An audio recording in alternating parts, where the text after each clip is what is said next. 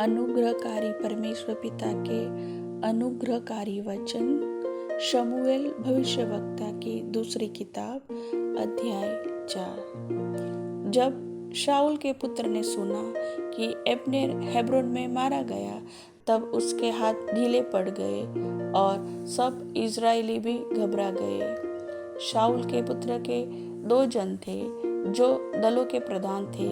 एक का नाम बाना और दूसरे का नाम रेकाब था। ये दोनों बेरोतवासी बिन्यामीनी रिमोन के पुत्र थे, क्योंकि बेरोत भी बिन्यामीन के भाग में गिना जाता है। और बेरोती लोग गित्तेम को भाग गए और आज के दिन तक वहीं परदेशी होकर रहते हैं। शाऊल के पुत्र योनातान के एक लंगड़ा बेटा था। जब इज़राइल से शाऊल और योनातान का समाचार आया, तब वह 5 वर्ष का था।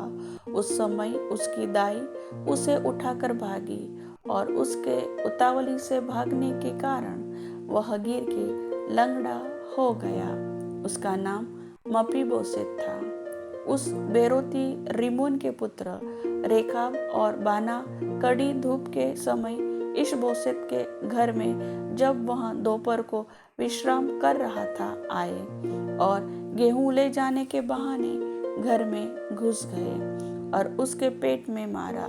तब रेकाब और उसका भाई बाना भाग निकले। जब वे घर में घुसे और वह सोने की कोठरी में चारपाई पर सो रहा था, तब उन्होंने उसे मार डाला और उसका सिर काट लिया और उसका सिर लेकर रातों रात अराबा के मार्ग से चले।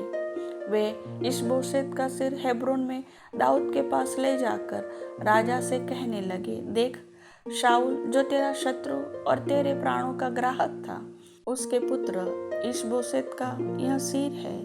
तो आज के दिन यहोवा ने शाऊल और उसके वंश से मेरे प्रभु राजा का बदला लिया है। दाऊद ने बेरोती रिमोन के पुत्र रेकाब और उसके भाई बाना को उत्तर देकर उनसे कहा, यहोवा जो मेरे प्राण को सब विपत्तियों से छुड़ाता आया है, उसके जीवन की शपथ, जब किसी ने यह जानकर कि मैं शुभ समाचार देता हूँ, सिकलग में मुझको शाऊल के मरने का समाचार दिया, तब मैंने उसको पकड़कर घात कराया, अर्थात उसको समाचार का यही बदला मिला।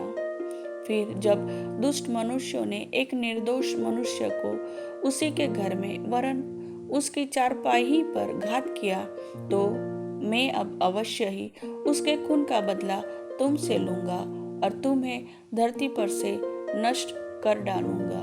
तब दाऊद ने जवानों को आज्ञा दी और उन्होंने उनको घात करके उनके हाथ पांव काट दिए और उनके शव को हेब्रोन के जलकुंड के पास टांग दिया।